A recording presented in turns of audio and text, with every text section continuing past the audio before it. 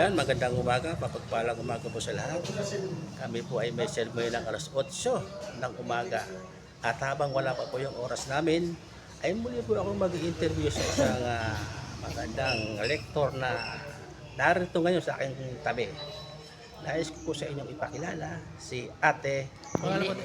Ako po si Ate Belen Aragones de Mesa. So, gaano ka nakatagal maglingkod sa ating simbahan? Since 1995, Matagal-tagal na. Namamasada pa ako nun So, gaano ba kahalaga ang maglingkod sa ating Panginoon? ay sobrang napakalaga, masarap sa puso, masarap siyang ang feelings pag nakakapag-serve ka sa simbahan. Talaga naman. Ako rin ganun din ang aking pakiramdam. So, eksena rin natin. So, pwede ka bang mag-invite sa mga kapanood sa atin para bilang isang lektor din? Sa mga nakakapanood po nito, inaanyayan ko po kayo na maging tagapagpahayag ng mga salita ng Diyos. Ito po ay talaga nakakatulong sa inyo, sa inyong pamumuhay. Yun po. Yun, magandang sinabi ni Ate. Belen.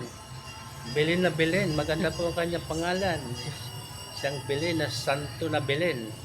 Ayan. So, thanks po sa mga kapanood. Nawa po kayo ma-inspire din sa aming paglilingkuran.